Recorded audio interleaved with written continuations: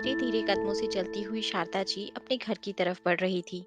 उन्हें इस तरह से लंगड़ाते हुए देखकर पड़ोस में रहने वाली विमला जी ने पूछा, अरे भाभी जी, क्या हुआ?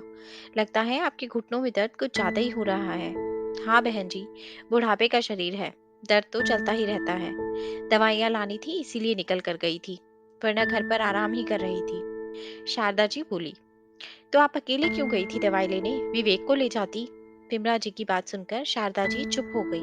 आखिर कहती भी क्या कि बेटा उनके साथ नहीं जाता। पर विमला जी को तो उनके घर की सारी रामायण पता थी, इसलिए उन्होंने आगे कुछ भी नहीं कहा और वहीं चुप हो गई। आखिर बोलकर क्यों किसी के दर्द को कुरेदना।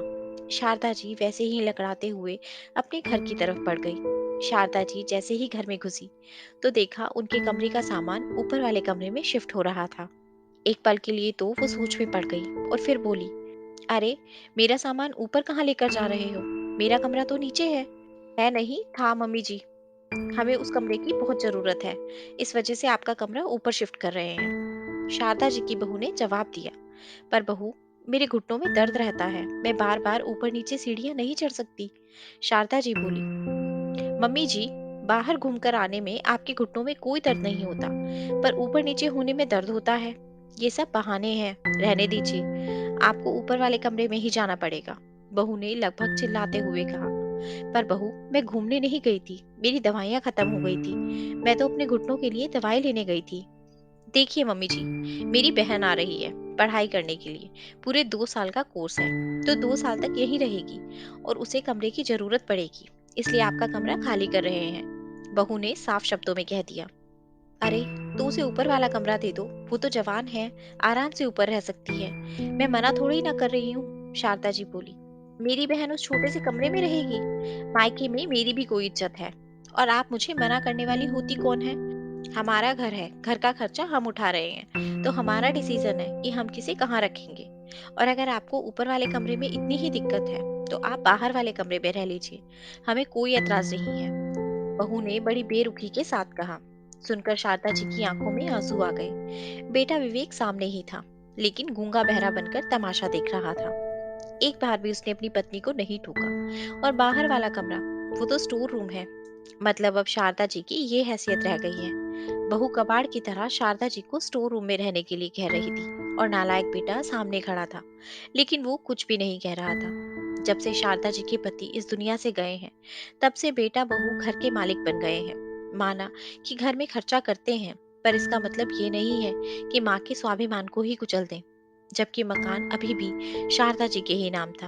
अपनी बहू के जवाब से ज्यादा शारदा जी को बेटे की चुप्पी चुभ रही थी। आखिर बर्दाश्त के बाहर हो गया और शारदा जी बोल पड़ी, बहू, जब तुमने मेरा कमरा लिया था ये कहकर कि मम्मी जी हमें बड़े कमरे की जरूरत है, तब मैंने कुछ नहीं कहा, ये सोचकर चुप रह गई कि बेटा बहू को क्या तकलीफ देना, दोनों मेरे अपने ही तो हैं। लेकिन आज तुम मुझे स्टोर रूम में रहने को कह रही हो। शुक्र मनाइए मम्मी जी, रूम में रहने के लिए कह रही हूँ, वृद्धाश्रम में नहीं भेज रही। एक तो हमारा ही खाती हैं, ऊपर से हमें ही सुना रही हो। बहू एकदम चिल्लाते हुए बोली, बस करो बहू, बहुत बोल लिया तुमने और बहुत सुन लिया हमने। और बहू, जो तुम ये बार बार बोल रही हो कि मेरा घर, तो भूलो मत, ये घर आज भी मेरे ही नाम है। तुम ये मकान अपने दहेज में नहीं लाई थी। और हाँ, अभी की अभी चुपचाप मेरा कमरा भी खाली करो, मैं अपने कमरे में वापस शिफ्ट हो रही हूँ। अरे वाह मम्मी जी, एक तो हम घर में खर्चा कर रहे हैं, ऊपर से आप हमें ही बातें सुना रही हैं। बस बहू, आज के बाद मेरे घर में या मेरे लिए खर्चा करने की कोई जरूरत नहीं है। अगर तुम दोनों इस घर में रहना चाहते हो तो किराया दो, अन्यथा ये घर खाली करके चले जाओ। मैं किराएदार रख लूंगी और अपने घर का खर्च मैं खुद निकाल लूंगी। शारदा जी चिल्लाते हुए अपनी बहू से बोली, मम्मी, तुम अपने बेटे को अपने ही घर का किराया देने के लिए कह रही हो, और ना देने पर इस घर से निकलने के लिए भी कह रही हो। तुम अपने बेटा बहू के साथ ऐसा कैसे कर सकती हो? इस बार विवेक भी बोला, वाह बेटा, इतनी देर से तेरी बीवी जब मेरी बेइज्जती किए जा रही थी, मुझे वृद्ध आश्रम में छोड़ने की बात कर रही थी, तब तो तुझे सुनाई नहीं दे रहा था, और जब मैंने तुम लोगों से किराया देने को कह दिया तो तुम्हें सुनाई देने लगा। बस, मुझे अब कुछ नहीं सुनना। अब तक यही सोचती रही कि काश एक दिन तुम लोग मुझे समझोगे, पर वो दिन कभी नहीं आया। शायद मुझे अकेले रहने से डर लगता था, पर अब नहीं। अब यूं बेइज्जत होकर साथ रहने से अच्छा है मैं अपने स्वाभिमान के साथ अकेली ही रहूं। अब जो भी निर्णय लेना है फटाफट लो और कमरा खाली करो या किराया दो। शारदा जी ने साफ साफ शब्दों में अपनी बात कह दी। ये सुनकर बेटा बहू दोनों की हालत खराब हो गई। इतनी जल्दी कहाँ जाएंगे?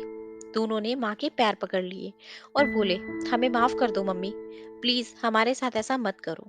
शारदा जी ने अपना मन पक्का कर लिया था। वो झुकने को तैयार नहीं हुई और बोली, निरादर की 2 रोटी से तो अच्छा है कि स्वाभिमान की 1 रोटी खा लो, और फिर काश के इंतजार में जिंदगी क्यों बिताना। और आखिरकार विवेक अपनी पत्नी के साथ उसी घर में ऊपर वाले कमरे में शिफ्ट हो गया और उसका किराया भी देने लगा। जबकि नीचे का भी एक कमरा शारदा जी ने किसी को किराए पर दे दिया था।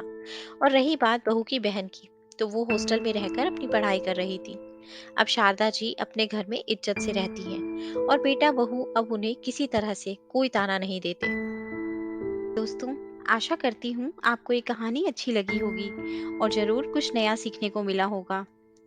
आपका एक लाइक, शेयर और सब्सक्राइब हमें ऐसी ही और वीडियोस बनाने के लिए मोटिवेट करता है। इसलिए अगर अभी तक आपने हमारा चैनल सब्सक्राइब नहीं किया, तो प्लीज़ आप हमारे चैनल को सब्सक्राइब करें। आपसे कल फिर मुलाकात होगी एक नई कहानी के साथ। धन्यवाद।